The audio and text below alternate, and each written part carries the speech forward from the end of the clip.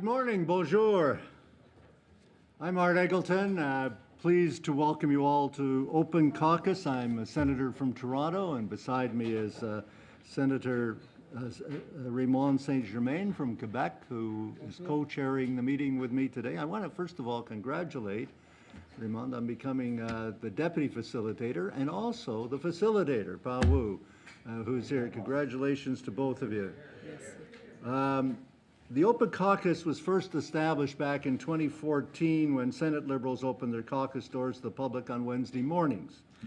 Today, for the first time, the Independent Senators Group and the Independent Senate Liberals are beginning a pilot project of co-sponsoring discussion on issues of national importance.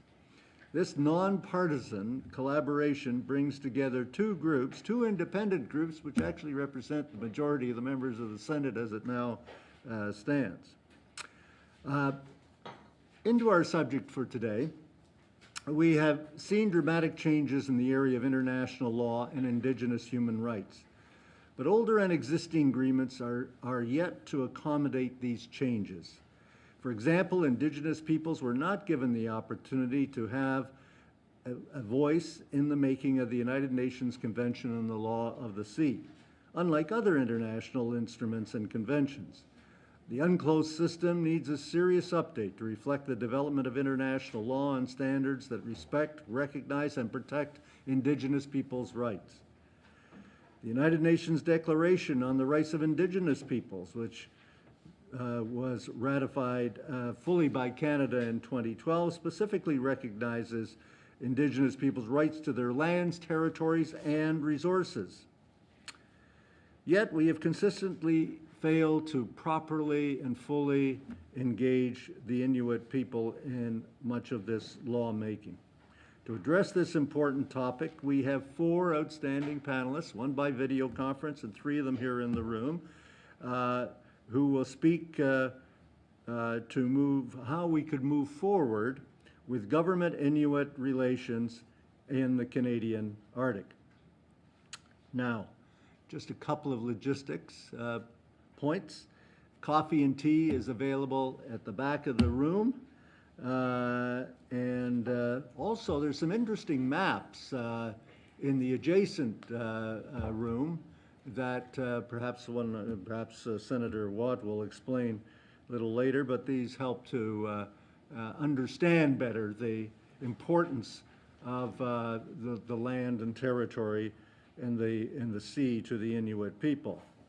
Now, secondly, translation, and I say this for the people in the audience I'm facing, is on channel 13 for English and channel 14 for French. Now, talking about audience, we encourage, as always, audience participation. If you want to ask a question of the panelists, or if you want to make a statement, the microphone is there to do it. You'll have up to 3 minutes. All you need to do is signal to Agnes. Agnes, put your hand up. She's right over there. And so I can get your name down, and if you happen to represent an organization, get to know what that is as well. And then interspersed with the questions and comments by the senators, we will work in that audience participation. So now I'd like to welcome my co-chair, Senator Raymond Saint-Germain, for a few words en français. Merci, Monsieur le co-président. C'est un honneur, c'est un privilège pour moi de partager avec vous la présidence ce matin. Et je tiens à saluer tous nos collègues qui sont présents. Je suis impressionnée par le nombre, sachant évidemment qu'on a toujours quelque part un comité ou un sous-comité sénatorial pour occuper notre journée avant la Chambre. Alors, merci, votre présence est très appréciée. Merci aux personnes qui se joignent à nous dans l'assistance.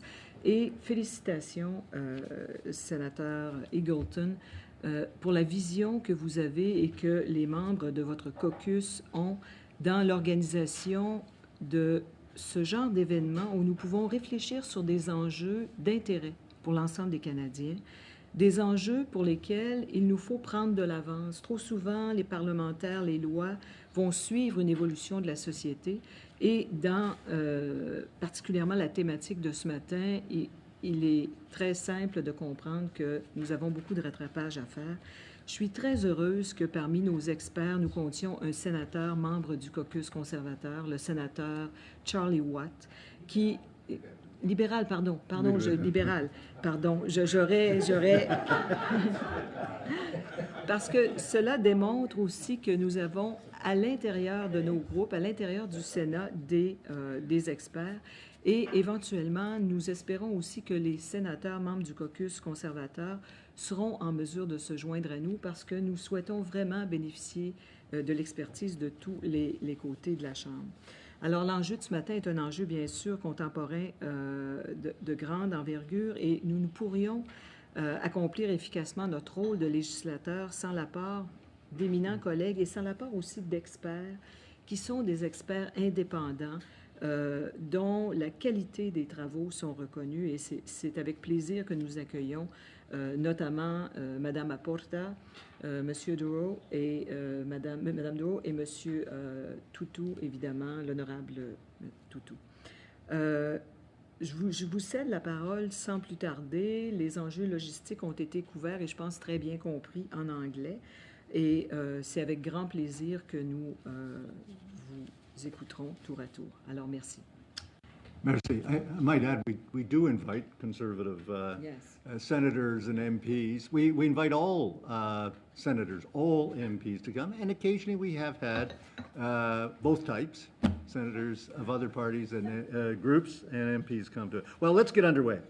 4 panelists we're going to hear from now. Our basic guideline is about 7 minutes per panelist, but I've never cut anybody off yet. So from there, let's go to our first panelist, and our first panelist is one of our own. We don't often have members of the Senate start off or part of a panel, but this is particularly appropriate because Senator Charlie Watt has worked on this issue all of his time in the Senate, and he's been in the Senate for 33 years. He was appointed by Prime Minister Trudeau, the first Prime Minister Trudeau. He's had a varied career background, including experience in both the public and private sectors. His private career includes service as a Northern officer with the Department of Indian Northern Affairs. He's a founding president of the North Quebec Inuit Association and founding president of the Makivik Corporation, for which he has also served as treasurer and president of Air Inuit Limited. His public career includes serving as co-chair of the Inuit Committee on National Issues, member of the Nunavik Constitutional Committee, and as a board member of the Inuit Tapirsat of Canada. Sorry if I mispronounced some of these. Senator Watt has also served on the board of the Circumpolar Chamber of Commerce as one of its first directors. So lead us off, Senator Watt. Thank you, Chairman, Madam, colleagues. First, I would like to say good morning to all. It's a little too early for me to maybe while I'm making the presentations, and it'll gradually wake me up, and let's get on the road.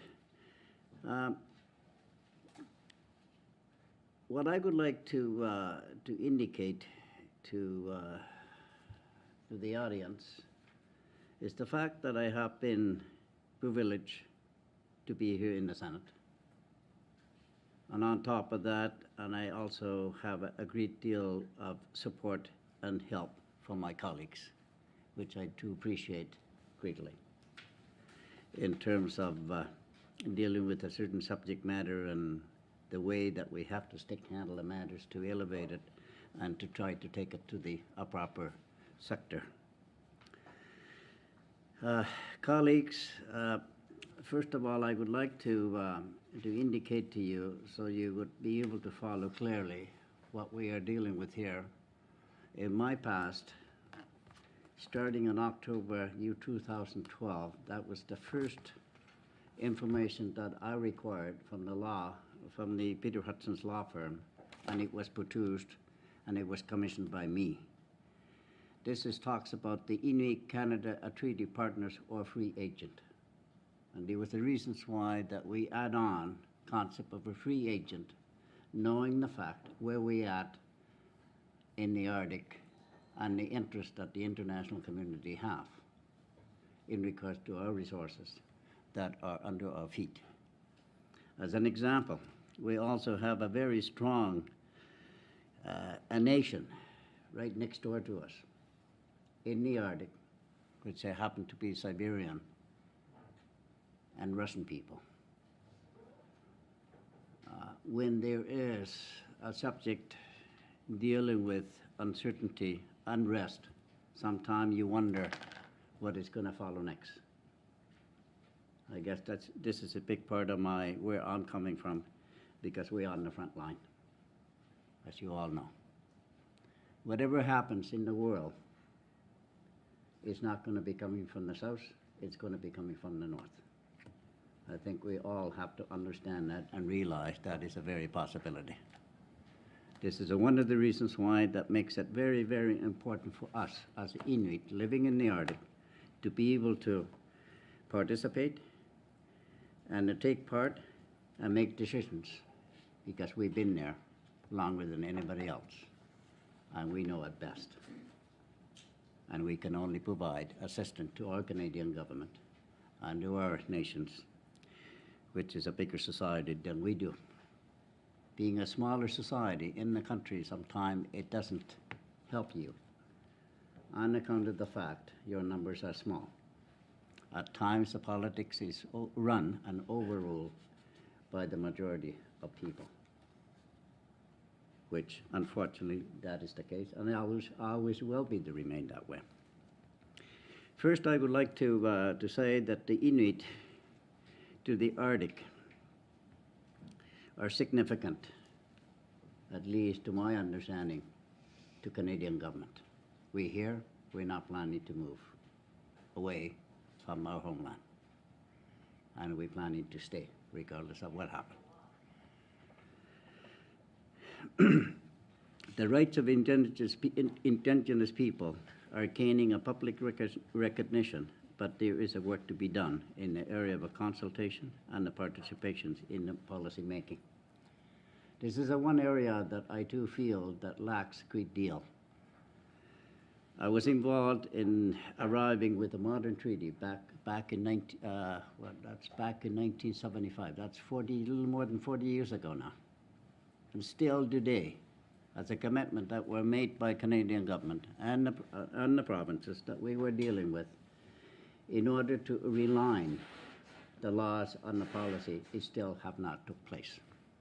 As you're probably aware that not too long ago, the Prime Minister made the statements publicly designating 7 ministers to review the policy on the law of Canada to see whether they corresponds with the modern treaty. This is a challenge to us in regards to the modern treaties. We're having a great deal of implementation problem on that account. The fact that they have not relied the laws and the policy of a government to correspond with the modern treaty that has been signed up to now. I thought this is important for you to know, because I'm going to be leading into an area that focus more on the international issues, but we also have a great deal of problems still, even though that we sort of have completed our long claims negotiations, which impacted 4 long claims regions, which is Nunavik was the first one, and then Nunavut, and then NWT, and Nunatsiavut, which is Northern Labrador. Those are the 4 long claims regions that runs and have responsibility to implement the treaties that were signed, one back in 1975, and the consequence with that afterwards. And the others also followed the suit. My guiding principle at the Inuit must be equal partners in decision making, and making the Arctic resource development must be promoting the health of Inuit community, and the environment must be protected. In Canada, Inuit have largely settled with the ground, and we have 4 long claims regions, as I mentioned this a minute ago: Inuvialuit, Western Arctic, Nunavut, my region called Nunavik, Northern Quebec, and Nunavut, Labrador. Our challenge, as I mentioned to you, is the implementation that needs to be revisited at some point. If we are having a great deal of difficulties getting a knowledge from the Government of Canada in regards to the Arctic issues that relate to Arctic sovereignty matter, maybe what we need to ask ourselves a question is, what are the commitments that the Government of Canada have made that makes us feel secure? Knowing the fact there is no certainty. Clarity is an issue. Government gets the clarity. Does the Aboriginal groups on the other side of the table, do they get clarity? Not that much. So those are the matters that have to be visited at some point. We are taxpayers in every region of the country, unlike the First Nation. We are full-fledged taxpayers, just like you.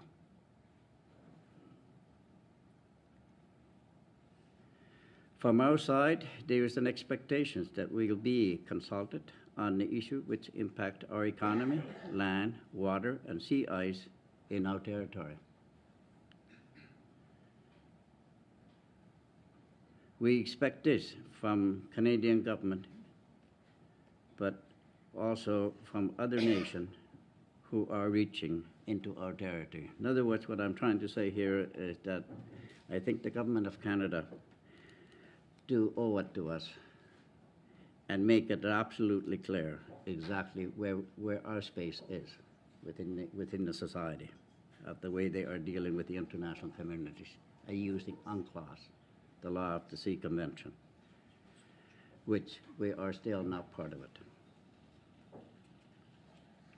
As Inuit, we have always lived on the ice, and the ice is our winter highway across the tundra and from one shore to the other.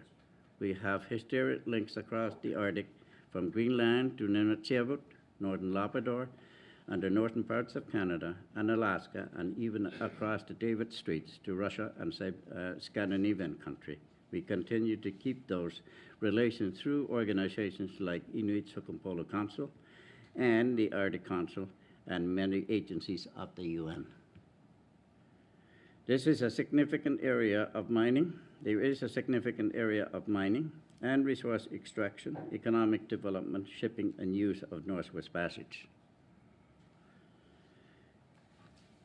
As the temperature in the Arctic continues to get warmer, we are seeing more people sailing in the Arctic water, and this is a concern for the Inuit, for their safety, which is a big part, because the water is warming up to a certain extent, but there is still always going to be the ice, the formulated every year. That is still not going to go away.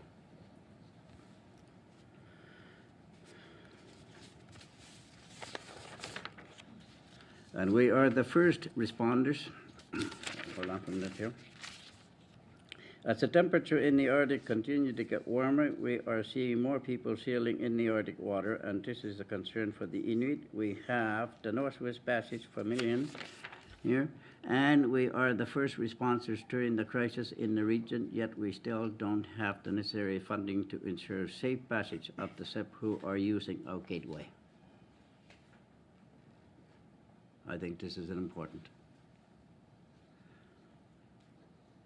On the international level, I am also concerned about Canada participation on the United Nations and their representation in the Canadian delegations.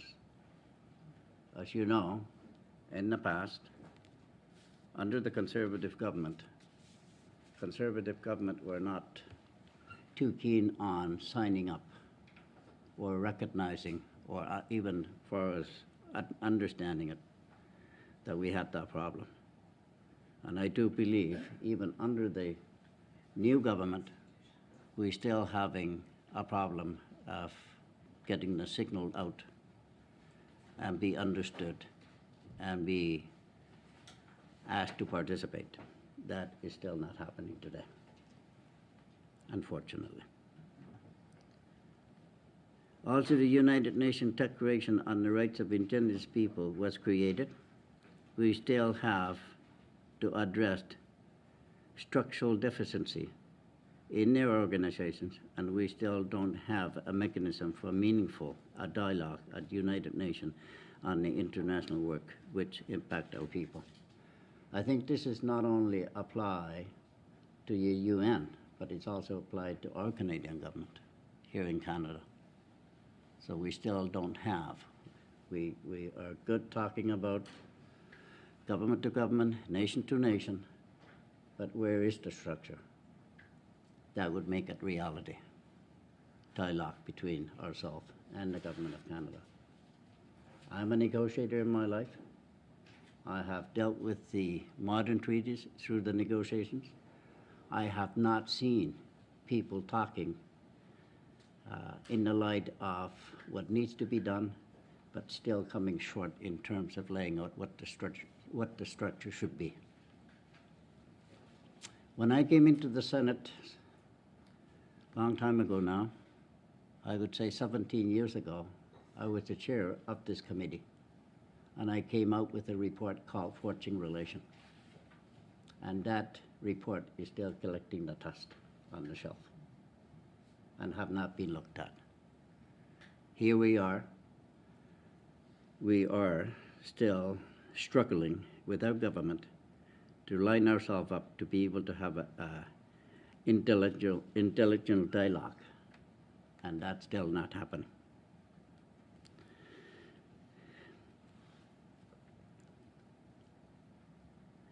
Daily, we'll talk about a colleague from Alaska, Daily Sambo, is going to be talking about this in more detail, but the under the UN Convention on the Law of the Sea and the limits of the continental shelf is an example where Indigenous voice are not heard under the UN. And I would say the same, not also under the Canadian. Canada had offered limited participation to the Inuit on this file, but we should be central to the process. I think this is important. Other organization of concern is Arctic Council.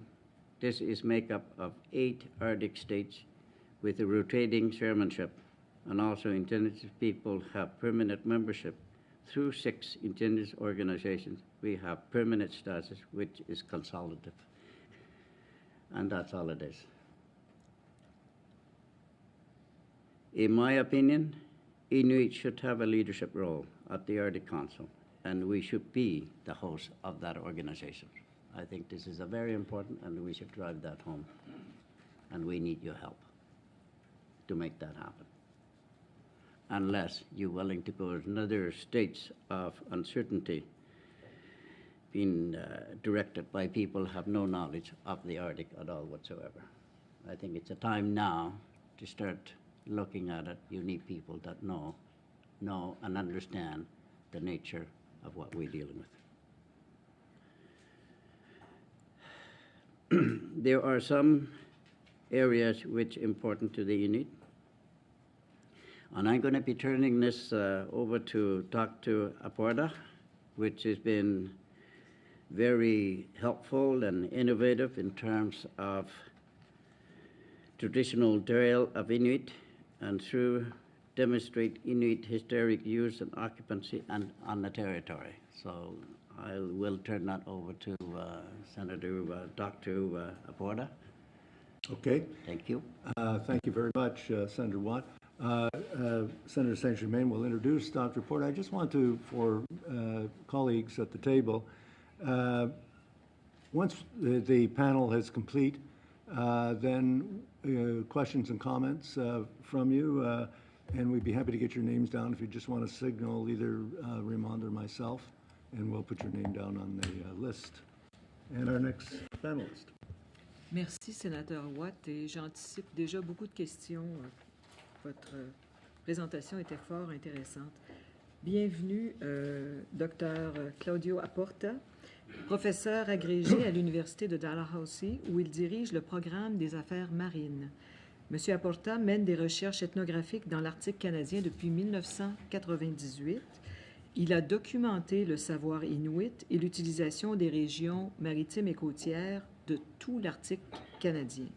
Ses recherches portent aussi sur la représentation géographique du savoir environnemental autochtone.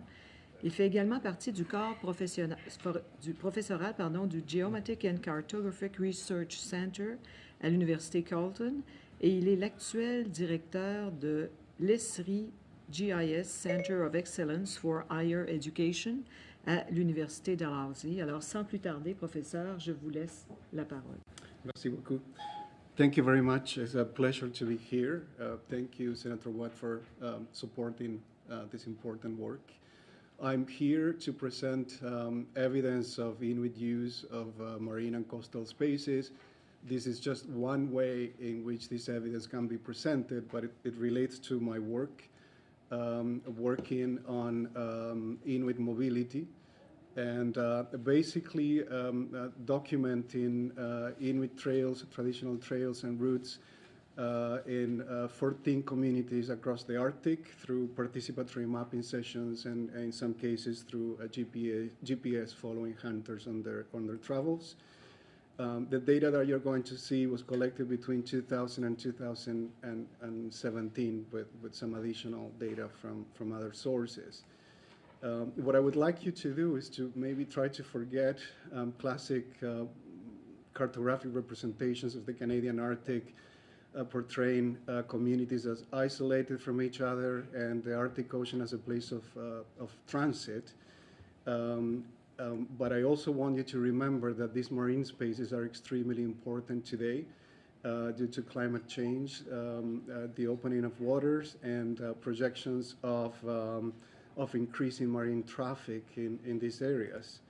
The sea ice, in particular, has always been seen, even today, as an obstacle for navigation. The fact that people are talking again about the Northwest Passage is connected to the fact that the sea ice is diminishing. For Inuit, this is a completely different vision of marine areas that are basically associated to the land. So we have the sea ices attaching to the land and basically extending the territory with a continuum between the land and the ocean in a very complex ways. I talk about Inuit trails, but they refer to trails on the snow and trails on the sea ice and also of open water routes. These might disappear after a snowstorm or after the sea ice breaks, but they are permanent in people's in the memories of peoples and communities in the Canadian Arctic. Some of these trails can be tracked down hundreds of years through historical mapping, but there is also archaeological evidence that some of these trails might be hundreds and even thousands of years old. So they are really permanent features of Arctic use. What I will do now is to give you a really quick tour of some of the data that has been collected over all these years. I will rush through the slides. I could spend half an hour on each of the maps that you will see. But basically, so you have a geographic sense of what I will present, I will go pretty much more or less from east to west, and the maps I will show you are roughly on the numbers that you see on the map on the screen. So I will start with Nain in the Nunatsiavut region in Labrador. What you can see there is that the traditional trails that people have been using are following frozen water bodies, including fjords and bays, but also rivers and creeks and lakes. And you can also see how the trails reach eventually onto the ocean. In that case, more or less where the flow edge is, where people go for purposes of mostly hunting and fishing. Now, the trails of Nain are also connected to the trails of other communities. So in this case, of the communities of the Nunavik side. And this is something that happens over and over again. So the trails of one community will overlap with the trails of the next, regardless of provincial or territorial boundaries and even of land claim boundaries. there is a sense of connection that eventually goes from Greenland to Alaska. What you see here is a map of the Hudson Strait area with trails documented in Saluit in northern Quebec, and also in Cape Dorset and Coral Harbor in the Nunavut side. What you can see again is the intense use of this very important marine space that is, the way to Churchill, basically. So very important for ships, but also very important for Inuit that would use, that would go by either snowmobile, or in this case by boat, and hand marine mammals. The trails that, all the trails that you will see in my presentation, they all start and finish in the communities. As you can see in those trails that I mapped with a GPS unit. In fact, they start and end in people's doorhouses. And that is really important in terms of understanding the Arctic as interconnected, not as separated little units where people are not connected with each other outside of flying. No, there is a really important sense of connection. What you see here are place names. Those dots are place names that are related deeply with the places that people use and with the trails, in what I call Inuit oral geography. So people Inuit traditionally didn't use maps. They use narratives to explain where things were. And one of those narratives and one of those devices were and are the place names. In Igloolik, what you can see here, in those lines in red, are actually sea ice features that were documented by Inuit in Igloolik a few years ago. And what you can see is that the trails are also connected to these features on the sea ice. So the Inuit recognize the topography on the sea ice that recurs every year, roughly on the same locations and always following the same dynamic. This is also a very important area, marine area for Canada, the Lancaster Sound, the entrance to the Northwest Passage. And again, you can see how the trails basically go across Lancaster Sound. In this case, we're talking about sled trails. What I want to focus on that particular crossing, which is 149 kilometers long. It was mapped by elders in the community of Arctic Bay. And I don't know if you can see those little circles there, but those are basically slips. So people that traveling with dog sleds would actually have to overnight twice, which means that there is actually a history on the sea, and something that is not very commonly understood by non-Inuit. There's historical, systematic use of marine spaces. You can also see here in this map from north to south that the trails would actually follow the topography of the land, and again moving on to the marine areas. The place names that I have decided to identify there are basically on the land, but they are all connected to marine related phenomena. From oceanographic phenomena, basically describing how the ice would come, to marine biology, the basically behavior of marine mammals, where they can be found, etc. So the Inuit knowledge of the Arctic and of all these areas is not, just kind of a holistic understanding. It's also a very technical and precise knowledge. This also a very significant part of the Northwest Passage, very important for Canada, the area where the search for the Franklin expedition took place, and so on. I would like you also to look at how populated that area is by trails and by place names.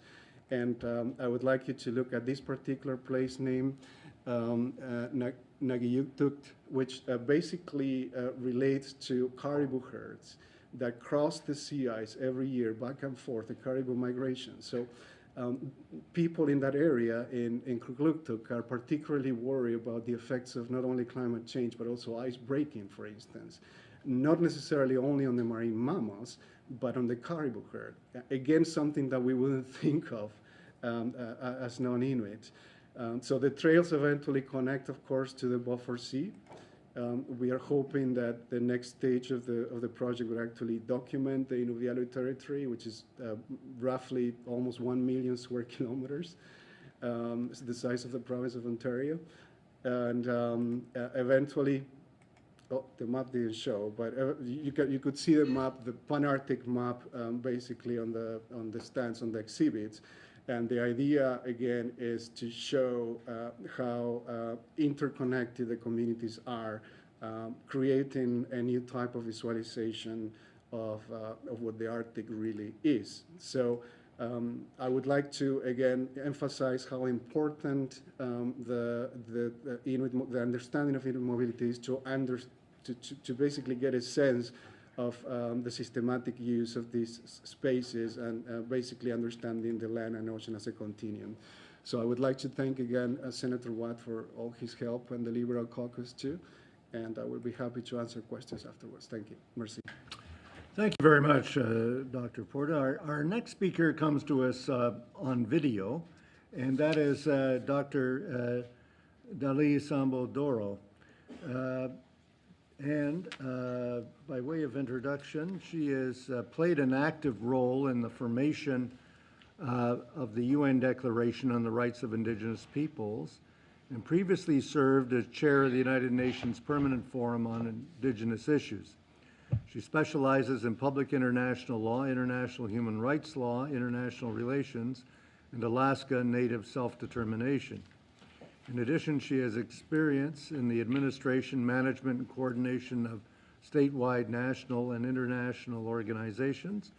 Currently, Dr. Doro serves as an associate professor of political science at the University of Alaska in Anchorage, Alaska member of the Inuit Circumpolar Council Advisory Committee on UN Issues, and a member of the International Law Association Committee on Implementation of the UN Declaration on the Rights of Indigenous Peoples. Welcome, Dr. Doro. The floor is yours, and if everyone could observe the screens, please.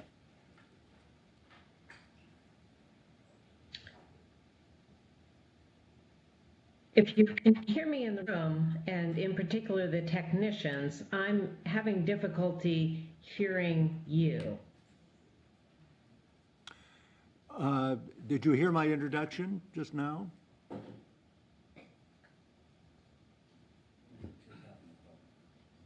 Okay. Can we get... If you can hear me, maybe I should then proceed until the technicians can sort out. Yes. Yes. Okay, okay. All right.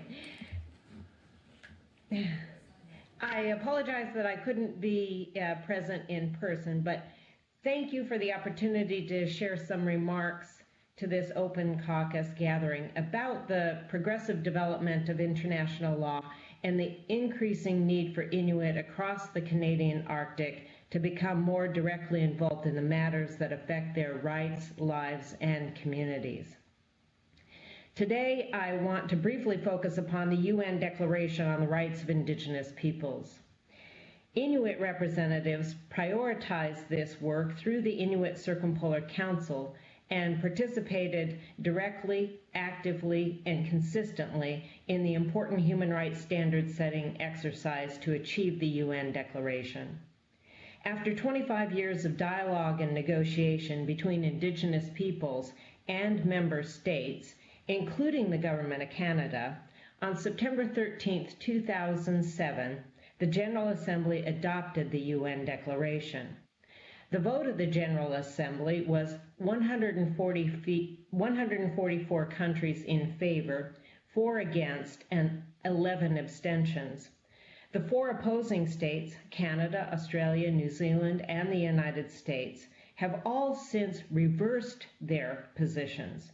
And consensus on the UN Declaration was achieved when the last state, the United States, reversed its objection in December 2010 in favor of support. Canada declared in its November 2010 endorsement, "We are now confident that Canada can interpret the principles expressed in the Declaration in a manner that is consistent with our Constitution and legal framework." The UN Declaration affirms the comprehensive human rights norms that Inuit and other Indigenous peoples have identified as the minimum standards for their survival, dignity, and well-being. The rights affirmed in the UN Declaration are not new rights, but rather rights that have been recognized in domestic law in numerous countries across the globe and in international law. The UN Declaration provides the distinct cultural context of Indigenous peoples, both as individuals and as collectivities, with important economic, social, cultural, spiritual, and political rights. Regarding the UN Declaration's legal status, James Anaya, the former UN Special Rapporteur on the Rights of Indigenous Peoples, emphasizes that even though the Declaration itself is not legally binding in the same way that a treaty is, the Declaration reflects legal commitments that are related to the UN Charter, other treaty commitments, and customary international law. Consistent with the interpretation of the International Law Association Committee on the Rights of Indigenous Peoples, the UN Declaration is deserving of utmost respect, and its preamble clearly implies that respect of the UN Declaration represents an essential prerequisite in order for states to comply with some of their obligations provided for by the United Nations Charter. Regional and domestic courts and commissions and the UN treaty bodies are interpreting and relying upon the UN Declaration. The significance of the UN Declaration has been further reinforced by the Truth and Reconciliation Commission of Canada. 16 of the 94 calls to action are tied to the Declaration. Call to Action 43 calls for federal, provincial, territorial, and municipal governments to fully adopt and implement the UN Declaration as the framework for reconciliation. Human rights are interrelated, interdependent, and indivisible. Therefore, the rights affirmed in the UN Declaration must be read as a whole. However, I want to underscore several specific provisions that are relevant to the topic of direct, active, and meaningful engagement of Inuit in a few important arenas. As a comprehensive international human rights instrument, the UN Declaration affirms that Indigenous peoples have the right to self-determination, as well as rights to lands, territories, and resources. For example, Article 25 affirms that Indigenous peoples have the right to maintain and strengthen their distinctive spiritual relationship with their lands, territories, waters, and coastal seas, and other resources, and to uphold their responsibilities to future generations in this regard. And Article 29 affirms that Indigenous peoples have the right to the conservation and protection of the environment and the productive capacity of their lands or territories and resources. Significantly, Article 18 of the UN Declaration affirms that Indigenous peoples have the right to participate in decision-making in matters which would affect their rights. In addition, Article 19 affirms that states shall consult and cooperate in good faith with the Indigenous peoples concerned in order to obtain their free, prior, and informed consent before adopting and implementing legislative or administrative measures that may affect them. When read in context, and specifically in the context of Inuit as a maritime people, and in relation to Inuit rights and interest in the Arctic Ocean and coastal seas, Inuit have a right to participate in decision-making. There is also an obligation on the part of government to directly engage and consult with Inuit on matters that affect them and to gain their free, prior, and informed consent before taking any actions that may affect them. In conclusion, like the progressive development of international law, which now accommodates the distinct cultural context of Indigenous peoples, including Inuit, allow me to suggest a few possible concrete actions that could be taken by the Government of Canada. First of all, there is a need for the government to actually adopt and implement the UN Declaration in a meaningful and comprehensive fashion and in favor of Inuit and other Indigenous peoples across Canada. I want to share a recent example from the International Whaling Commission. Like other intergovernmental organizations, they have undertaken an effort to integrate the UN Declaration standards into the work of the Aboriginal Subsistence Whaling Subcommittee and the Aboriginal Subsistence Whaling Working Group. Based on this example, another option to safeguard Inuit rights and interests in relation to the Arctic Ocean and coastal seas is to consider ways in which the Government of Canada could lead an effort to integrate the UN Declaration standards into the UN Convention on the Law of the Sea, for example, throughout all of their ongoing and future actions, including their submissions to the Commission on the Limits of the Continental Shelf.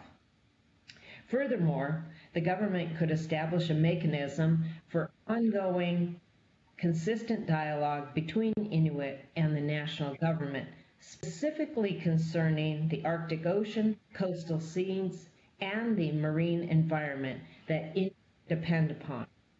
In this way, Inuit rights and interests would inform the work of various regional organizations, such as the Arctic Council. In this regard, I agree with what the Senator expressed in regard to the need for a greater role for Arctic Indigenous peoples in the Arctic Council.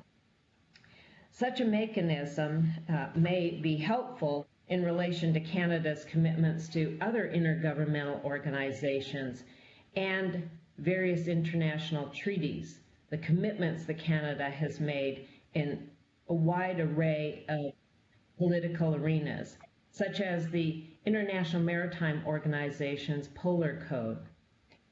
I recognize that the Inuit Crown Agreement is in place, but potentially these issues could be included or addressed in a distinct fora. Such options, including any proposed mechanism, should be undertaken in a manner fully consistent with the UN Declaration standards and should include the representative national and regional Inuit organizations and entities. These are just a few examples. I trust that once the UN Declaration and its significance are understood by the Government of Canada as well as the society as a whole, an essential normative framework that each of you will find additional innovative and creative ways to uphold these important Indigenous human rights standards in favor of Inuit as well as all other Indigenous peoples of Canada. And I look forward to our discussion and hope we don't have any technical difficulties in the audio-visual portion remaining. Again, Priyanak. Thank you very much, Dr. Doro, for your very clear presentation. We could hear you here. Can you hear me now or not? I can, yes, I can hear you now. Okay, thank you very much. Yeah. We'll be going to questions and answers after one more panelist, and please hang in there, and we'd very much like to talk to you further. Okay, thank you. Alors, notre prochain et dernier panéliste n'est pas le moindre, l'honorable Hunter Tutu, qui a été élu pour la première fois à l'Assemblée législative en 1999 pour représenter la circonscription d'Iqaluit Centre. Il a servi sa circonscription pendant 14 ans et a été président de l'Assemblée législative jusqu'en 2013. M. Tutu comprend profondément les défis auxquels le Nunavut fait face, lui qui a occupé de nombreux postes au sein du cabinet, y compris celui de ministre responsable du Nunavut Housing Corporation, où il a notamment pris charge du dossier du sans-abrisme, et celui de ministre de l'Éducation. Il a été élu député du Nunavut en octobre 2015 Il possède une vaste expérience de l'administration publique après avoir occupé des postes tels que ceux de coordonnateur des loisirs pour le village d'Arviat, d'agent d'administration au ministère du Développement économique et des Transports et de directeur adjoint de la Société d'habitation des territoires du Nord-Ouest à Iqaluit. Alors, avec un tel parcours, il a beaucoup de choses à nous dire. À vous la parole, honorable. Thank you, Madam Co-Chair, and Blackwood, bon matin, good morning, and hello everyone. It is indeed a real pleasure for me to be here this morning for this discussion. I'd like to thank the other presenters, Dr. Sambodora and Dr. Aporta, for their knowledgeable contributions to the discussion this morning. I think it's clear to me, and I'm sure to you as well, that both are experts in their fields, so thank you very much for your passion and your work on Arctic and Indigenous issues. And I haven't forgotten my good friend here, Charlie Watt, Senator Watt. I want to thank you personally for your presentation and for the invitation to participate in this discussion. Senator Watt and I go back a long ways. As a matter of fact, him and my father were friends before I was born. And I think if you look at the maps that were displayed there earlier, the connections between Inuit from different regions, there's a living example. And, you know, I know, as I'm sure all of you do, that he has an excellent work ethic and a passion for advocacy on behalf of Inuit and other Indigenous people in this country. So personally, thank you, Senator Watt. A major part of Canadian identity is rooted in the Canadian Arctic region. A defining characteristic of this region is the people that have called it home for thousands of years. Today I speak to you on behalf of these people, and particularly on behalf of the people of Nunavut. Last fall, I said that I would visit every community in Nunavut over the coming year. Today, I'm happy to say that I've had the ability to visit 23 of the 25 communities, with the remaining 2 hamlets scheduled early next month. While visiting these communities, I had the opportunity to meet with many constituents and hear their thoughts and concerns. The majority of the concerns were significant ones and were heard unanimously in every community. Issues like the Nutrition North program, the high cost of living, the suicide crisis, the lack of mental health services and facilities, the lack of housing, the lack of addictions treatment facilities, the high cost of transportation, having a quality education curriculum for our youth, the lack of youth activities and facilities, the loss of Inuit languages, connectivity and bandwidth, and of course, climate change. And there are many more. My point is that the people of Nunavut are currently faced with many, many issues that are not just affecting 1 or 2 communities, but they're affecting all communities. I believe one potential way to help alleviate these issues is to reform how we allocate funding to the Arctic region. Currently, the per capita system of allocation is failing Nunavut. I continue to stress this to colleagues that Nunavut is unique, that we have a small population spread out over 25 completely isolated communities. I stress the fact that Nunavut requires a needs-based approach to funding allocation. And I've stated this in the House many times. I'll give you an example of how the per capita system fails the people of Nunavut. In Budget 2017, there was an announcement of funding for mental health and wellness in First Nations and Inuit communities. $118 million over 5 years was announced. But unfortunately, Nunavut sees a tiny fraction of this funding because of our small population. And to clarify, you know that the suicide rate in Nunavut is 10 times the national average. and has been declared a territorial crisis. And yet, based on the per capita system, we receive the smallest fraction of funds for mental health. And that's just one example of many where the system fails us. Changing the system from per capita allocation to a more needs-based approach, I believe, would be a good start in addressing some of our major issues. Nunavut, and all of Canada's Arctic for that matter, represents, I believe, tremendous potential for Canada's economic and environmental future. I think that we can all agree that climate change is impacting the environmental stability of Canada's Arctic. It is important that current and future assessment of this impact is considered using both science-based evidence and traditional Indigenous knowledge. A warming climate presents potential beneficial and negative impacts on the Indigenous way of life. For example, global warming and subsequent ice reduction, or reduction in ice, will increase access through Arctic waterways, including our Northwest Passage. Increased waterway access will allow more import and export of resources to, from, and through the North. This will in turn strengthen the Northern economic foundation and provide the people with the resources they need. However, with increased shipping traffic,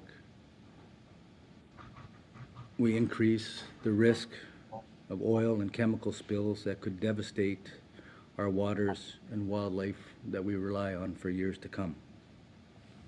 Another example, a warming climate in the north will enable increased on-land exploration and industrial activities.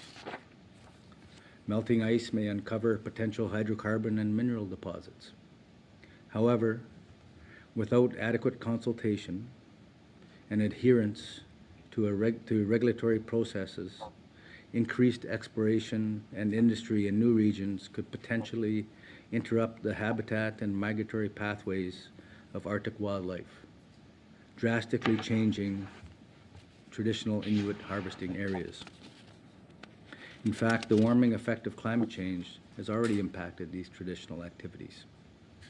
Hunting, fishing, and gathering in Nunavut have changed as traditional travel routes and campsites are now becoming unreachable.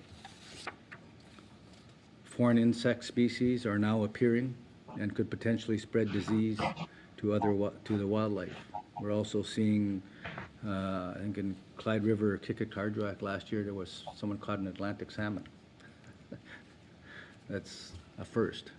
Maybe that's where they all went.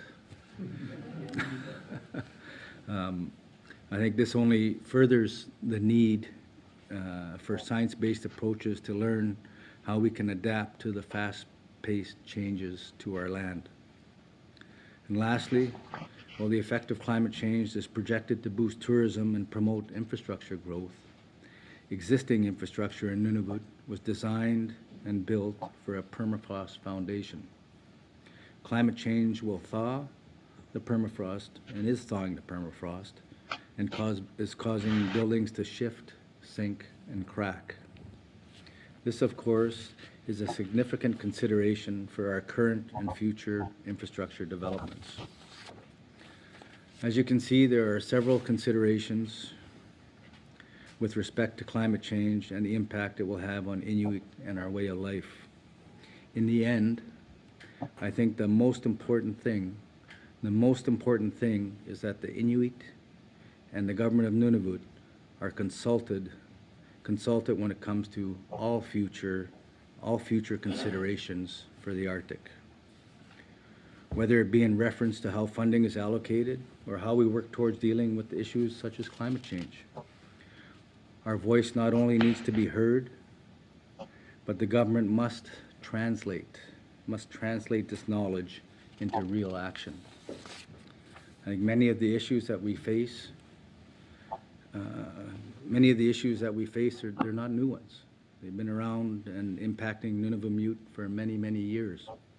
As Senator Watt said, reports have been written, shelved, and rewritten again.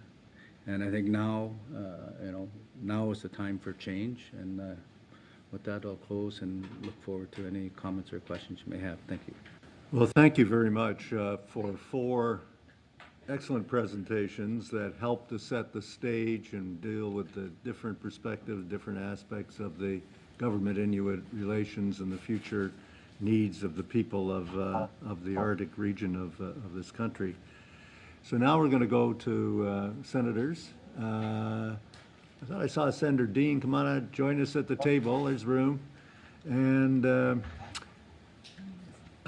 again, I would mention to the audience that if anybody wants to either make a comment or ask a question, that Agnes, where's Agnes? Yeah, she's over there. Get your name and any affiliation that you might want to relate it to her, and we'll work you in. So we've got 3 senators on the list so far, and we got a lot more coming up. Well, Senator Pouvait to start. And I would really like to thank all of you for your presentations. The issues are huge, the area huge, the complexities very complex, and I would like to thank you for the maps, the underlining of tradition, the underlining of the problems, the inherent rights, and the articulation of needs. With the exponential rates of change, which is affecting every aspect of life and work in the North, from traditional roots and lifestyles to health. I appreciate your comment regarding science-based approaches being needed. My concern may be very simplistic. It seems to me aspects of many of these issues are embodied in some of the work of many of the existing committees of the Senate. My concern is, as we take a look at the interconnectedness, how do you think, as senators and as Canadian government, we should be approaching the interconnected relationships of these multi-complex issues that are facing the people, that are facing the future, that are being put upon us by climate change and technological developments? The stage is big, and I guess I'm looking for the best way to connect these issues, to come to a sensible way of discussing their impacts. Who wants to start? Tutu, do you want to start, or Charlie? Oh, okay, so my Go light's ahead. on. Your light's on, so you go ahead. I could give it Other panelists can jump in afterwards, but we'll start. We can let Senator Watt. Oh, okay, we'll let the senior, respect our the senior elders. man go here. Okay. I'll try to respond to your questioning in regards to how do we, as a political instrument that do exist available to us, how can you help?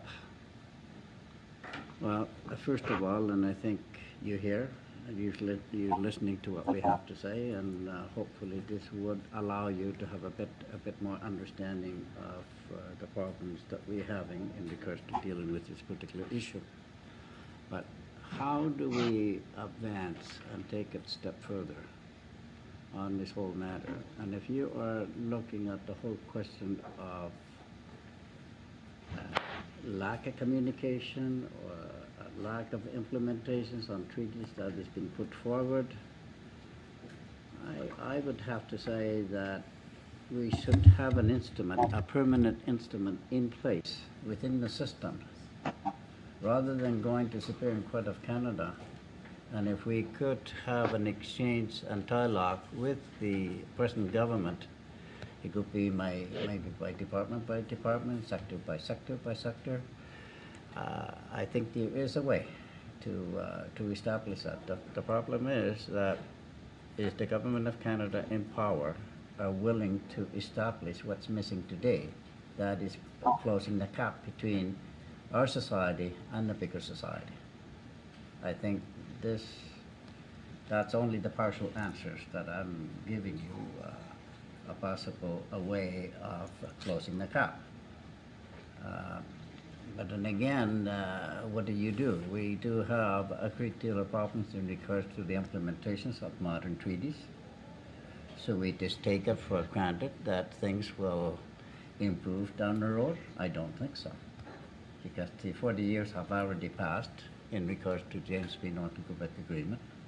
And the law of the government and the policy of the government still have not been aligned to correspond with the treaty that was put together.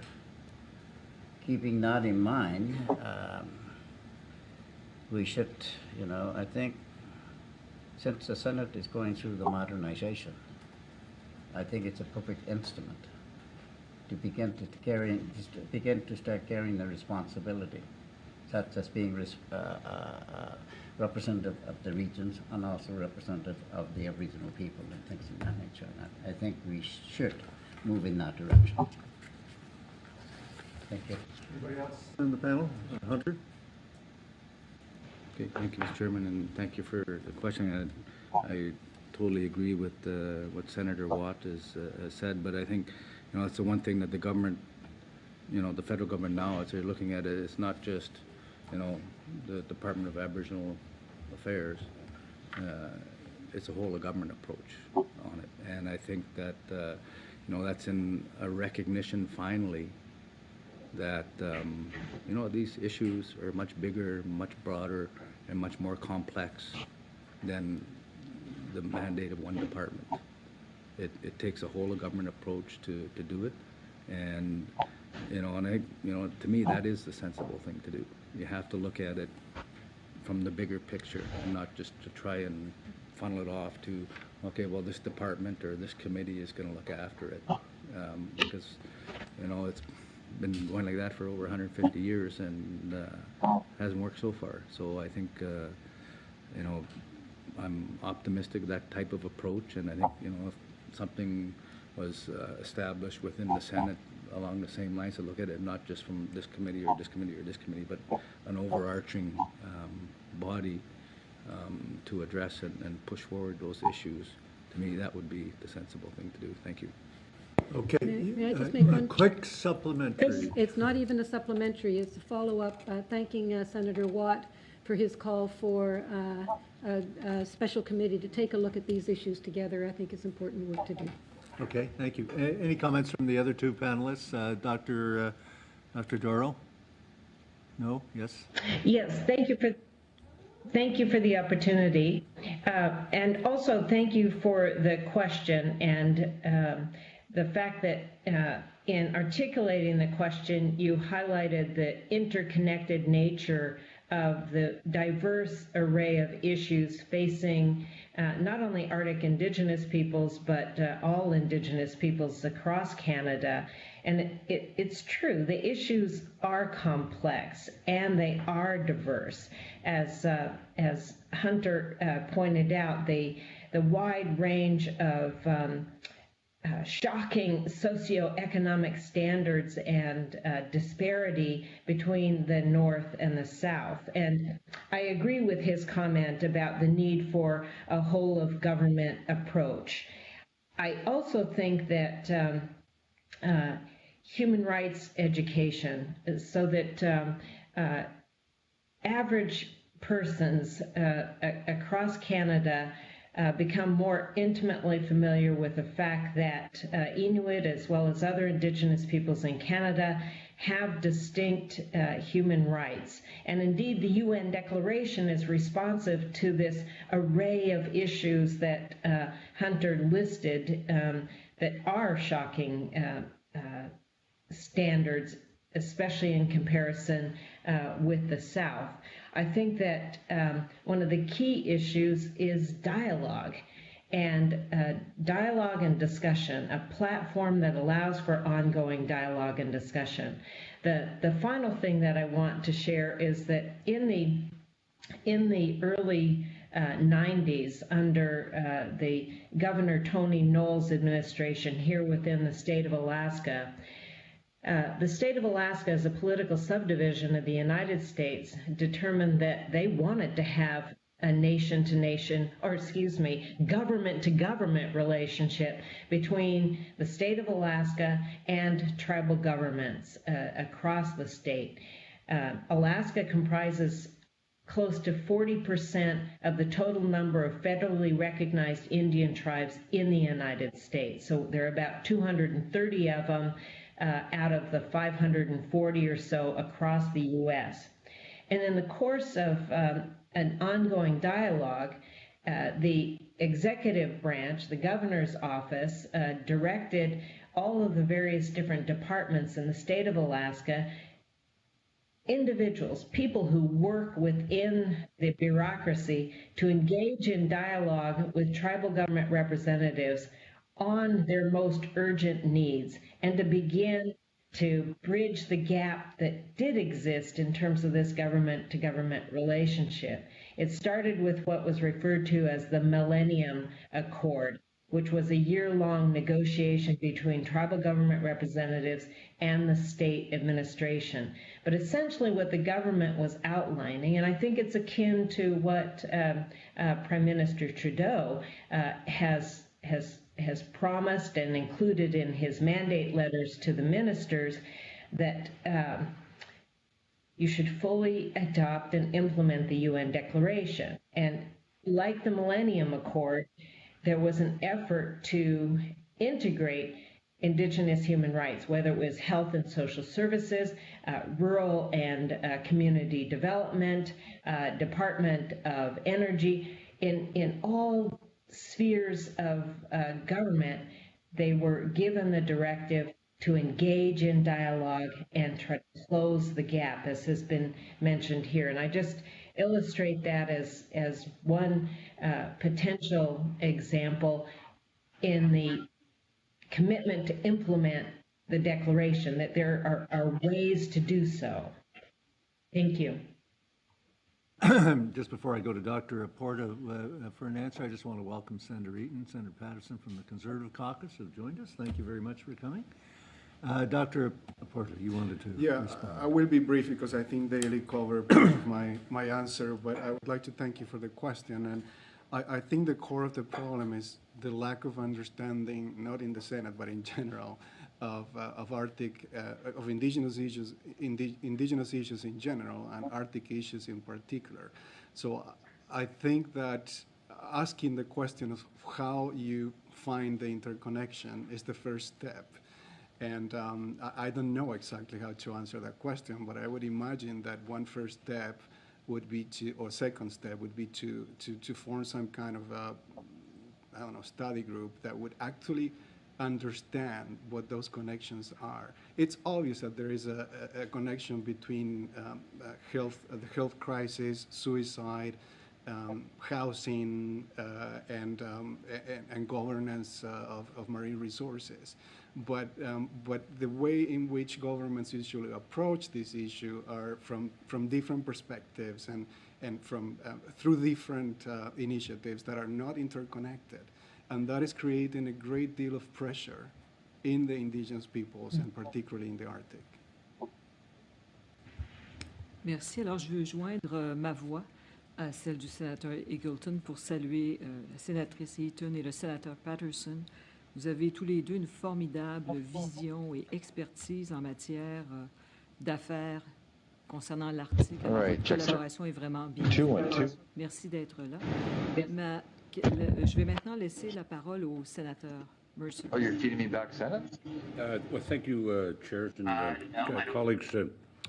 This has been a very useful and interesting session. I had a question for Mr. Tutu. In my trips to the Arctic over the years, obviously, it became, and I'm also a member of the Senate Standing Committee on Transportation and Communications, is where we were doing a study on airports. And the airports in the Arctic are as important to survival as the 401 would be to the city of Toronto, to put it in proper context. But your discussion of the effects of climate change on infrastructure, could you give specific examples of of the problems with respect to airports, not just in the larger communities, but in the smaller communities. And isolation is becoming even more pronounced because of the effect of climate change on the condition of airports and runways that are becoming less usable, and changing the size of aircraft that can be used, and in many cases that I understand that could be life-threatening. Perhaps you could give us an example or two. I could give you 24. In Calwood, I say we just got a new airport there, and some updates to the runway, which is long overdue. But I mean, I was in Kimroot this summer, and you know, their terminal is a trailer, a couple trailers put together. You know, there's fumes from the plane coming right into the terminal building. They have to air it out after the plane gets there all the time. You know, and I think, you know, a lot of the infrastructure, the airport infrastructure, like you say, that's our public transportation. That's our only means of transportation. And, you know, it's been neglected, as the Auditor General pointed out in his report last spring. And, you know, the length, like you say, the length of runway in, you know, Repulse Bay or Naujaat, you know, if they had another 100 feet in length, they could, you know, double the capacity of cargo that they could bring in there. I mean, and, you know, when I talk about the high cost of living, the high cost of operating in the north, I mean, that infrastructure limits the type and use of aircraft that could get in, and even navigational aids. You know, you look at some communities like Pangertung and Qikiqtarjuaq, where if they're visual only, you know, and if you don't have the modern navigational aids that could help aircraft get in under, you know, like right now, I think in Pang it's like 3 miles visibility and like 2,600 feet or something like that. Otherwise, you know, they miss. And, you know, those types of things, and the length of the runway, the gravel runways, those things limit the type of aircraft that can get in there and what they can carry.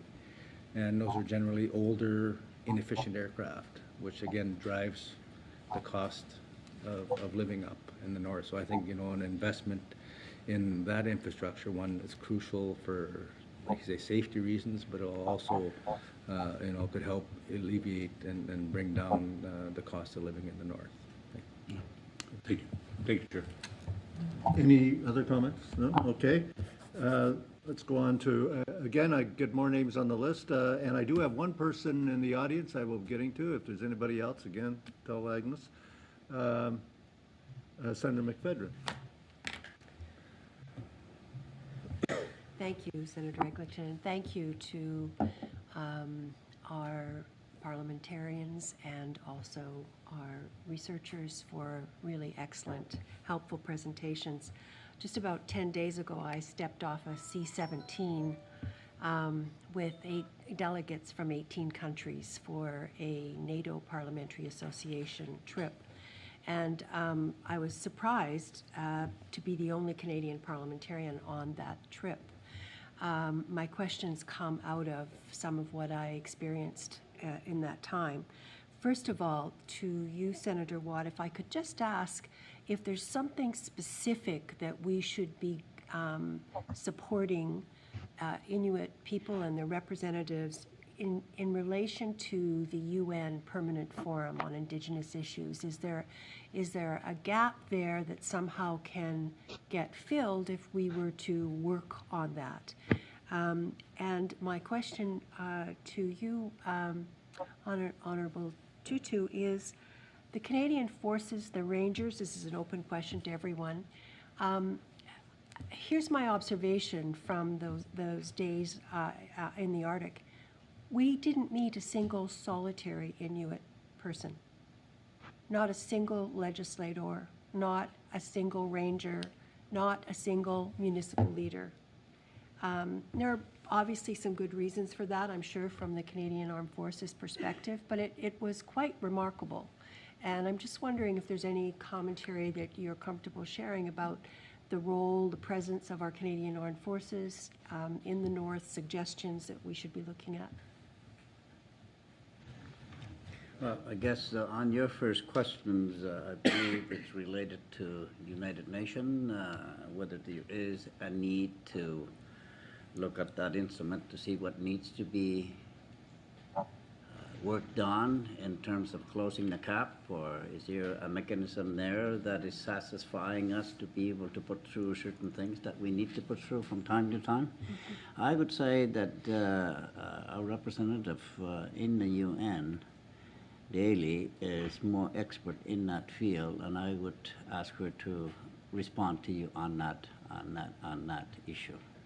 Okay. Dr. Darling, did you hear the question okay? Yes, I did. Yes, I did. Thank you very much for the question. I first of all want to point out in relation to the Permanent Forum on Indigenous Issues specifically, there is a category of participation, and that is in regard to Indigenous parliamentarians and the opportunity for Indigenous parliamentarians and parliamentarians generally to engage in the work of the Permanent Forum on Indigenous Issues, in particular at the annual sessions. In fact, Indigenous parliamentarians have a much better seating arrangement than other participants within the annual sessions of the Permanent Forum. So that category of Indigenous representation is accommodated within the Permanent Forum. My general comment about increased participation would be for members of either the distinct and individual departments to become more engaged in the work of the forum, including the various different thematic studies that the Permanent Forum initiates from time to time based upon their recommendations, which are crafted at the annual sessions. The second thing I would say is that the Government of Canada could assist Indigenous peoples in the ongoing dialogue centered on enhancing the participation of Indigenous political institutions, or for us in North America, tribal governments and First Nations within the General Assembly. There has been a discussion that was initiated some time ago about how to create a political and intellectual space for Indigenous peoples within the General Assembly to further influence the initiatives of the General Assembly, but moreover to increase awareness of the UN member states about the issues facing Indigenous peoples as well as the content of their rights. So yourselves and the Government of Canada generally could continue to push that particular initiative forward as a way to be more engaged in the UN and a way to do so in favor of Indigenous peoples. Thank you. Under Tutu. Okay, thank you, Sharon. Thank you for the question. I think I'm assuming if you're up there, you landed in Alert or Eureka, where there was Resolute. In Resolute Bay. Oh, well, then if you met someone from town, you probably met a ranger. No, we met no one. We were introduced to not a single Inuit person. That's disappointing, I guess. You know, I know there are many in all communities. There are many rangers up there, and we're very proud to participate in that program. They've expanded the junior ranger program. You know, to me, and the rangers help out any of the exercises they do up north. The We were rangers are shown involved. slides, Yeah. but we didn't meet anyone. Yeah, well, I don't know, whoever organized it, I think maybe it was a slight oversight. I say, but you know, I think, you know, the involvement of Inuit you know, whether it be a ranger or people from the community or municipal leaders or territorial MLAs. I think, you know, the input that they could provide is firsthand input. And I think it's unfortunate that that opportunity was missed, and something that should be considered in future visits. Thank you. Thanks. I agree. If I may suggest, next time, speak to Mr. Tutu before going. I didn't organize it. Sénateur Joyal. Merci, Madame la Présidente. Thank you, Dr. Doro, for your presentation. I have two questions. The first one is in relation to the claim of sovereignty of Canada over the water of the Northwest Passage. As you know, we have a dispute with the American government and some other countries who claim that this passage is international sea, while Canada claims it is a national territory. Do you think that with the now adoption of the UN Declaration for the Indigenous people, that could be helpful in the solution of that dispute? Because, as you know, the declaration is pretty clear. The Aboriginal people have to have a voice when their land and territory is under claim. And as Professor Aporta has clearly explained, the Inuit people have occupied the sea for time immemorial. So it is their territory in a way. How do you see the impact of the UN Declaration in the progress of the arbitration? Because the arbitration is done under the Convention of the Law of the Sea, which is a UN treaty. So you have two instruments coming from United Nations that is, in my opinion, have to be reconciled in the arbitration. So what is, in your opinion, the impact of the declaration for the solution of that dispute with our neighbor? Well, be mindful that you're asking an American. Of course. I want to test your objectivity. But I think first and foremost, I am Inuit. So in that regard, I think that this is actually a really helpful question and a helpful discussion that could be undertaken. From my point of view, there is no question about the need for intersecting both of these two international treaties. And I think there's no question that in doing so, the result should be in favor of the Indigenous peoples, the Inuit as a maritime, as maritime peoples.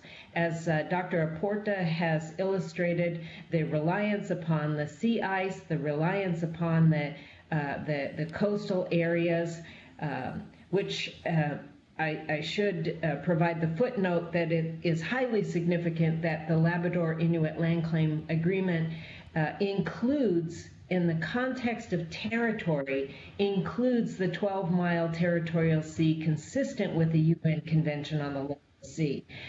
There is ample room to kind of look at this particular and important element of that land claim agreement. But specific to your question, in my view, the interests and the rights of Inuit related to lands, territories, and resources could be extremely helpful to the government of Canada in their view and their position about the internal waters of all of the area in the Canadian high Arctic islands, which is, as has been illustrated, Inuit homelands. May I have another? And I think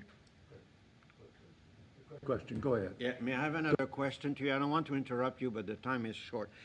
If there is a conflict between the interpretation, for instance, that the Inuit may give to, say, Section 32.2 of the UN Declaration that provide that Aboriginal people have to give prior consent for any project affecting their lands or territories, if there is a conflict between the way that, for instance, the Inuit people see the exploitation of their resources and territory, and the claim of the government, I should say the position of the Minister of Justice of Canada, you might have known that last summer she had published 10 principles of interpretation in the approach that the Canadian government will follow in its relationship with the Aboriginal people, whereby the Canadian government claimed that they have to consult and accommodate, but there is no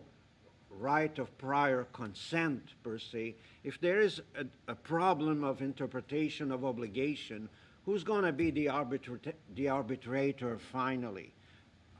And my question is, under the UN Declaration, do you see a process through which, for instance, the Inuit could go at United Nations to seek some interpretation of the section of the UN Declaration that might conflict with the way the Canadian government would interpret its obligation under the UN Declaration? Absolutely. The right to free, prior, and informed consent, which is not only referenced in Article 32 of the Declaration, but in a range of other articles, has already been, I'll use the term, arbitrated and addressed by human rights treaty bodies, as I mentioned in my presentation, by regional and domestic commissions and courts. There's a wealth of information about how to operationalize the right to free, prior, and informed consent. And I must say that the previous government's characterization of the right to free, prior, and informed consent as a right to veto is a complete mischaracterization of the content of that right. The content of that right is largely based upon procedural elements and dialogue between the Government of Canada and Indigenous peoples, including Inuit. So for purposes of the understanding of it, the articulation of it, and specifically the interpretation of the right to free, prior, and informed consent, either in relation to administrative and legislative matters or in relation to development activities that could adversely impact the rights, the lands, territories, or resources of Indigenous peoples, including Inuit, can be addressed through the procedural aspects of operationalizing the right to free, prior, and informed consent. I think there are numerous ways to address this particular issue and to not characterize it as indigestible fashion. I mean, to ensure that there is dialogue and that there is a way to achieve free, prior, and informed consent, and rather than resisting it and its application in relation to the Arctic Ocean, coastal seas, or any other issue of concern to the rights and interests of Inuit and other Indigenous peoples in Canada. Thank you so much. Any other comments, panelists? Let me go to, if there are no other comments, on that, that's a very vital question. Let me go to the floor and ask, there's one person I have in terms of the audience participation, and then I'll come back to the table. Marika Morris is from the School of Canadian and Indigenous Affairs at Carleton University, and you have up to 3 minutes for questions or comments. Kuyanamik Nakuamik for your very rich and powerful presentations, all of the presenters. There are so many issues that I would like to ask you about, but I'm going to specifically try to delve a little bit further into something Senator Watt said, and that is about the Arctic Council and eight member states, and Inuit are not there. And this is so, if Inuit were there as equal partners, in that and other forums, perhaps we would see some progress on some of the issues that Mr. Tutu raised. So I would like to delve further into what is your vision of Inuit chairing the Arctic Council and hosting the Arctic Council, which Inuit? Because Inuit are across 4 countries. Mr. Tutu raised the issue of permafrost. There's a nuclear reactor on permafrost in Russia that if that were to shift, that would greatly impact Yupik in Russia. So which Inuit would be represented at the table? Which Inuit would be hosting? Would it be the Inuit Circumpolar Conference? Would it be ITK and representatives of Inuit of the different countries, Russia, Denmark, US? Would it be regional organizations, including, land claims organizations like NTI and Makivik? So how would you envision this? And I'm asking you because I completely support Inuit being equal partners, and I want to know what to advocate for, so please tell me. Okay, Senator Watt? Yes, thank you for your question. I, for one, were directly involved at the first design of Arctic Council. That goes many years back. By saying that, then, I have followed ever since I was no longer participant, and I have followed the trend of the Arctic Council when there is a new subject matters that they have to deal with, and I try to follow it as closely as much as possible. My thought right from the beginning is that Inuit have to be the host. That was, I came to that conclusion a long time ago. But it never really followed up by any government representative. Neither a Canadian or 7 Arctic councils that are participating at the Arctic Council. Inuit definitely have to upgrade their involvement. Not only to be involved in those instruments, but they should at least to try to take the lead in terms of what should be happening in the Arctic, because they know best, and it's your homeland. By saying that, the question that you have put forward is, it still have to be worked out by the Inuit Circumpolar Conference, along with the ICC, ITK, ICC, whichever the name that they use today, have to be definitely involved from the Inuit perspective. As you know, that some of our institutions that we have under us at our disposal, like ITK, for an example, is incorporated the Part 2 of the Act, which is a friendship type of organizations. It's not political, it's not for profit. So if it's not for political, who do we have a political person to represent us? So I think this is an area that have to be straightened out between the countries that are involved on the Inuit Circumpolar Conference. We have always anticipated from the day one, those have to be looked at further, revisit, restructure it in certain ways if they need be. But when it comes down to the point of the basis of those various organizations, they are considered really not the true representative of the Inuit. So this is one area that needs to be straightened out. Let me take it a little bit further. What do you ask me what I envisage? Knowing the fact that many different countries have an interest into the Arctic, wanting to extract raw minerals and whatnot, including the oil. By saying that, it bothers me a great deal, knowing the fact that we're not in the same level of those different countries that is going to be participating in the Arctic. So what are we looking for? In order to balance, at least to try to do what we can to try to balance whatever the system is going to be used to interlock, to exchange on certain ideas and so on.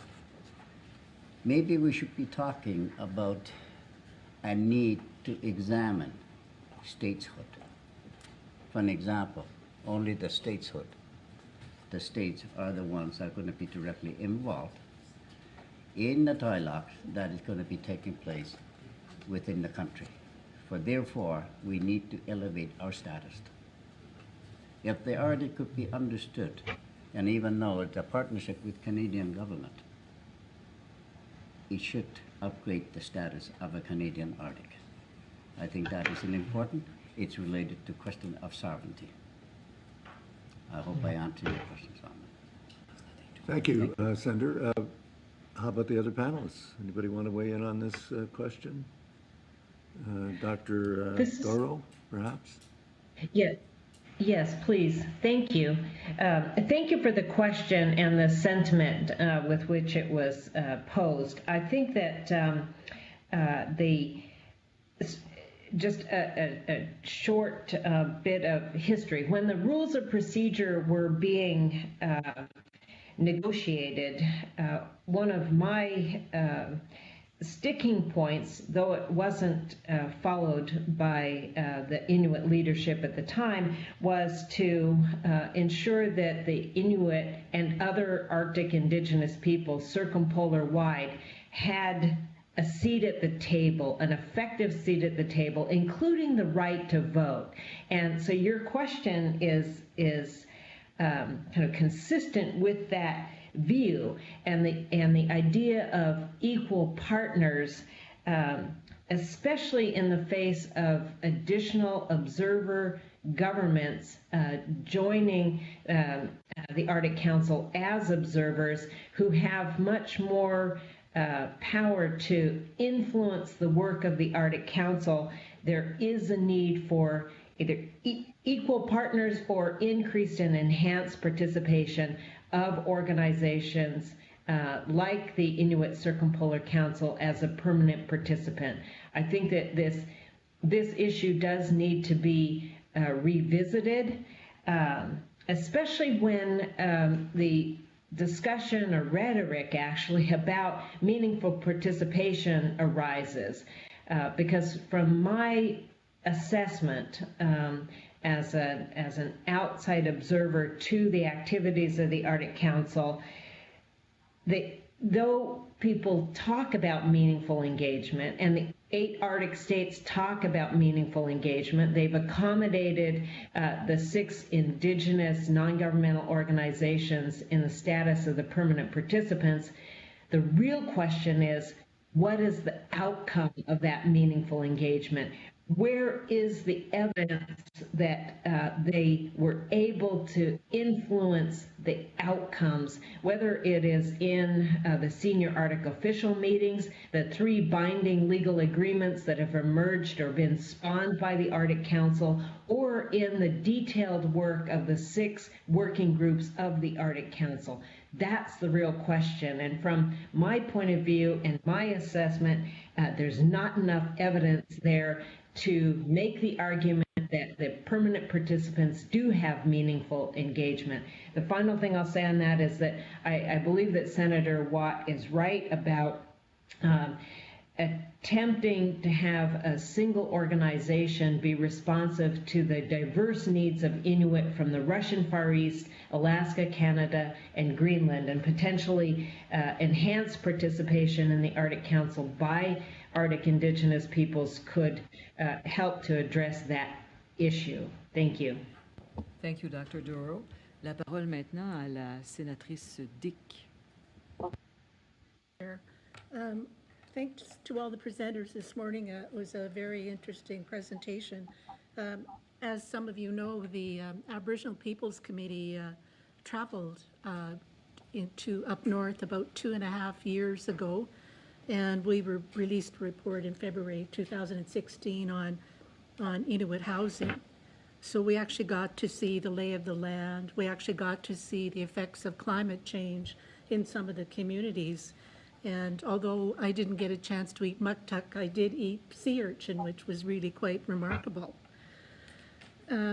My question relates to the maps, but I think it's going to be a somewhat broader question. when we traveled up north, I think what really impresses me is that how do you find the landmarks, especially when you're in places like Igloolik, where to a southerner there's nothing but snow and ice. And so it's amazing to me that we have this amazing system of trails that cross the whole Arctic. And from what I could gather from your talk, it seemed like you were focusing on the purpose of those trails being mainly to do with hunting and fishing. But I'm wondering if the trails were evidence also of trade between different Inuit communities and different, let's say, the western versus the eastern Arctic, or was there trade with the southern First Nations? Because the southern communities have mapped extensive trade routes that extend all the way down to Central and South America. So was there that kind of connection? And then carrying along with that kind of thought, could these trails be used as evidence of traditional Inuit governance, whereby they might get together to talk about management of fishing, management of hunting, sharing of food? Like maybe one region there's a food shortage and we have to have a meeting to discuss how to share that, sharing of medicine. So likely the maps were used as evidence of sovereignty and how big a land claim belongs and how much of the sea belongs to the Inuit. But could it also be used as evidence of sovereignty issues? Dr. Raporta. Thank you so much for the questions. Regarding the first question, you're completely right. So it's not just about using the trails to connect to resources. The trail system is really a social network, and in the deepest sense of the word. So historically, ideas were moved along the trails, material culture, encounters of many kinds took place. Marriages, friendships were, related to this entanglement of itineraries.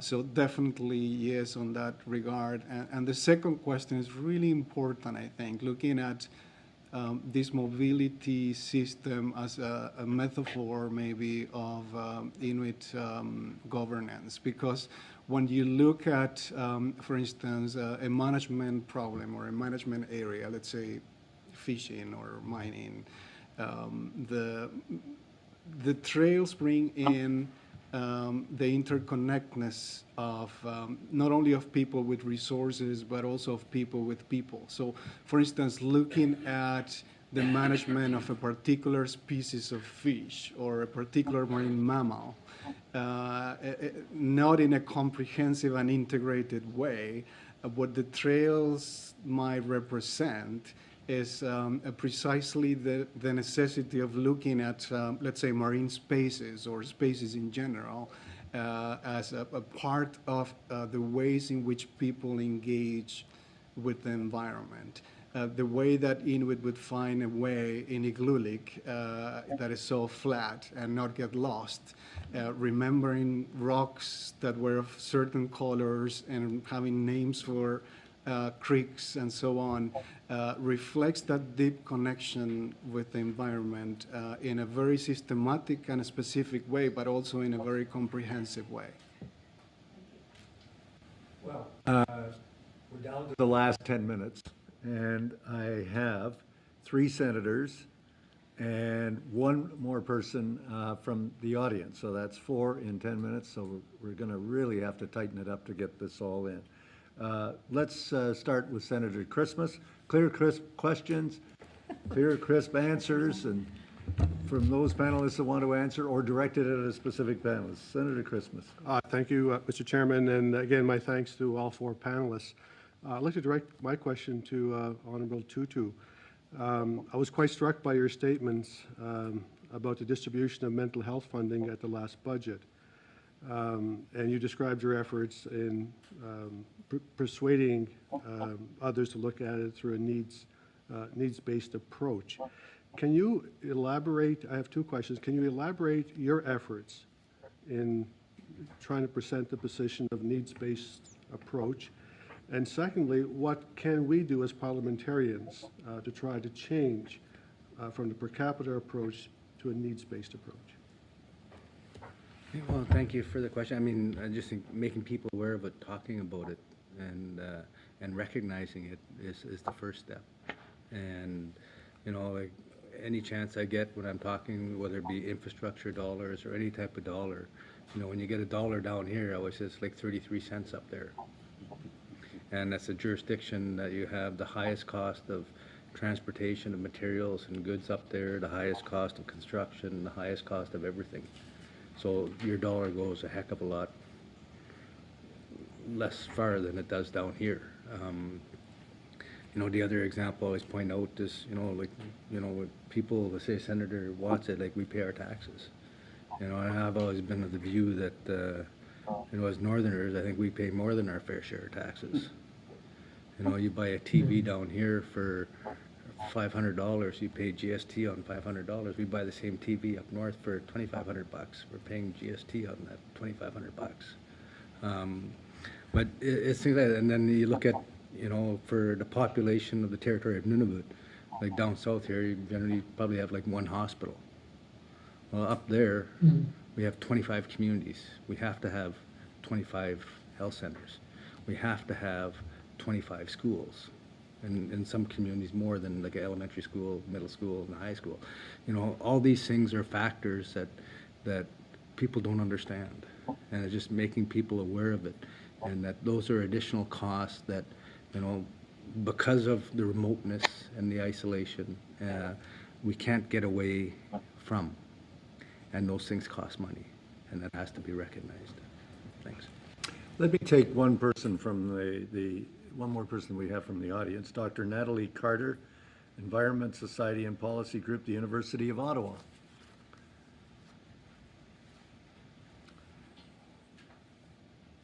Thanks to all of the panelists. I'm left with the feeling of wondering, what can I do? What more can be done? And so my question is, how can researchers and academia best contribute to the Government of Canada's meaningfully engaging with Inuit and taking action on these important matters that were raised today? Okay, who wants to tackle that? Dr. Porter and then maybe Dr. Doro? My first thought is that there is a huge need of finding creative solutions to the problems that are faced in the Arctic and Indigenous people. So the need of thinking outside the box, of thinking outside of disciplines, of linking expertise from you know, the legal side and anthropological side and engineering and architecture and so on. To come up with, again, new approaches. The problems are old, and the solutions that have been pursued are also old. There is very little new creative thinking, and thinking about, you know, potential think tanks that might develop certain ideas that are different.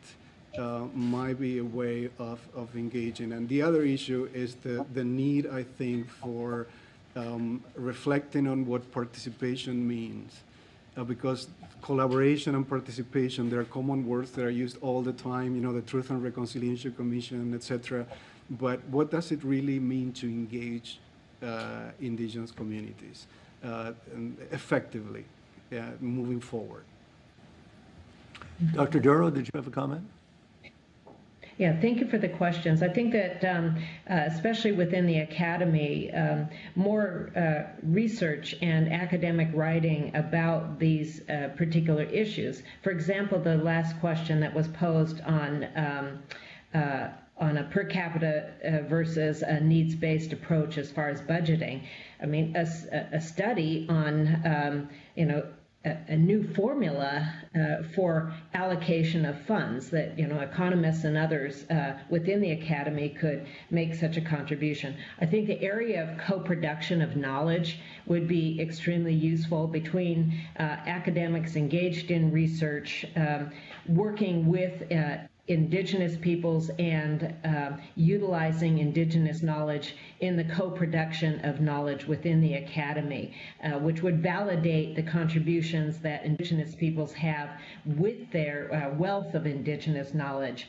The third thing I would suggest is creation of intellectual space for expression by Inuit, for example, for your various different respective academies to host roundtable discussions, to host speakers, to generate greater awareness about the broad array of issues that have been discussed even in the last couple of hours here. Thank you. Okay, to finish up, since we've only got 5 minutes, if Senatrice Dupuis and Senator Cordy could both ask their questions, and then we'll come to the panel for their response, please. So my question is, and thank you all of the 4 panelists this morning for this very instructive discussion. My question, I have a lot of questions for Senator Watt, but I have other forums to address that with him, especially regarding an independent agent of Parliament that would report annually to Parliament on elimination of the gap and so on. But my more specific technical question would be for Dr. Aporta. Is there any narrative that was collected and documented to complement these maps? I like very much maps, and these are very useful, but I think that, so my question to you is there any narrative that would indeed express the sovereignty of Inuit over their occupation of land, intergovernmental relation between Inuit governments in various areas, regions of the country? Because these traditions and customs and practices are already enshrined in Canadian law. And Senator Cordy, your question, and we'll get the answers. Thank you very much. And thank you to all of the participants this morning. This has been an excellent panel. Senator Watt has been talking to us in our caucus for years about climate change in the North and how it's changing the populations, the people and wildlife within the North. And we talked this morning about airport runways, which may become difficult to use, buildings that are moving, rising water levels. And we know that the trails that you spoke about earlier across bodies of water in the wintertime may be not available, or if available for shorter periods of time. So I'd like to talk, perhaps Mr. Tutu, you just visited most of your communities within the North, about climate change from a social perspective, because the opening of the waterways could create more tourism, which could be a positive thing or not a positive thing. So I wonder if you could talk about it, how it's affecting the people in the North, and is there any engagement, or should there be a mechanism for engagement for the Inuit peoples of the North to talk about how to make climate change as positive as it can be for people in the North, because of all the people in Canada, their life will likely be changed most dramatically. Alors, dans un premier temps, Dr. Aporta, pour la question de la sénatrice. Thank you for your question. I think narratives are essential in understanding what the maps mean. Because the lines are meaningless without an appreciation of what they represent. And, you know, I have documented Inuit narratives that are connected to the trails, and this is an ongoing idea, but looking maybe into the future, the idea that Daley brought up in terms of co-production of knowledge, this would be an excellent, I think, opportunity to engage in a dialogue of what these narratives are. Yeah. Thank you. Monsieur l'Honorable Toutou, pour la question de la sénatrice Cordy. Okay, Ceci, thank you for the question. I mean, I think absolutely, you know, Inuit should be involved and consulted and asked. And you talked about looking at some type of research that could be done. You know, there's another example. You know, it's affecting, you know, people were telling me, you know, usually this time of year we're out on a snowmobile or out on the ice already, and it's not there now. You know, I was up in Resolute Bay. I said last year the bay there, it didn't even freeze over. And, you know, those are important, you know, like the ice there, it's also like our highways. It's land-like ice. You know, that's that's our highways to get around, not only to hunting areas, but intercommunity travel. You know, we talked about on government. I mean, you talk about Inuit place names. You know, there are places that are named where people from different settlements or outpost camps would come and gather to you know. So there is that aspect of being able to get to different areas that you could get to, and now in some cases you can't. And you know, that does have an impact on people. Like, you know, people really look forward to, you know, the different times of year, because each season is a different opportunity for harvesting or visiting or stuff like that. And if that's, you know, and that is being impacted, and you know, that will have an overall, like an impact on Inuit over time, and it is happening already. And I think I just want to just throw something in on research ideas. You know, I mentioned, you know, I always said that the investment in the north is really you're investing in the entire Canadian economy. You know, for any type of infrastructure, anything that we have to build up there, we have to purchase from the south. And you know, one of the things that, you know, might be looked at, you know, for every dollar that's invested in the north, you know, how much of that actually flows back into the southern economy. So you get away from that, well, if they get so much, how come we don't get it? You know, actually you do. And you know, I think that's always something that needs to be taken into consideration. It would be good to have some hard numbers on stuff like that as well. Thank you. Okay, we've come to the end of our time. I'd love to keep it going. Very quickly, Senator Patterson. Yes, thank you, and apologies for having been late. I just wanted to commend Senator Watt for his initiative in being a big part of organizing this forum. And I want to mention that Senator Watt has introduced a motion into the Senate to set up a special committee on the Arctic, which could further study these important issues and make recommendations to government. And I'm supportive and hoping to participate, and hoping we can proceed with that motion very soon. Thank you. Well, thank you. That plays into my closing comment, which was to say, okay, what are we going to do for follow-up? and there's an answer on the table. Anyway, that's one of the things that we need to do from our open caucus, and like to do, is how do we follow up on these different issues? We've learned a lot today.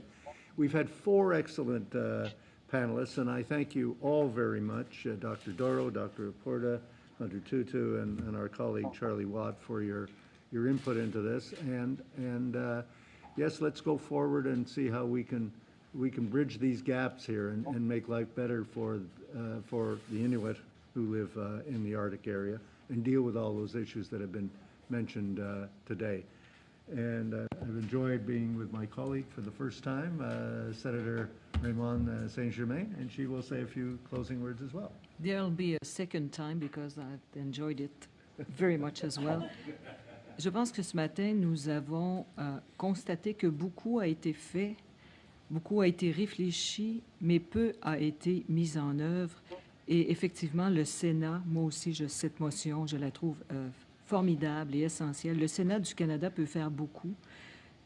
L'enjeu de l'Arctique canadien est d'abord l'enjeu du peuple Inuit, l'enjeu du peuple canadien, mais c'est aussi un enjeu mondial, et il n'y aura pas de développement réussi de l'Arctique sans le respect des droits humains et l'appui au peuple Inuit pour que sa qualité de vie soit une qualité de vie décente, qui réponde aux meilleurs enjeux contemporains. Et il n'y aura pas de développement de l'Arctique sans un partenariat solide entre Canadiens et Inuits. L'expertise Inuit est absolument incontournable. Alors, merci et à la prochaine. Thank you. Our next meeting is October 18th, and it's all about NAFTA. Meeting is adjourned.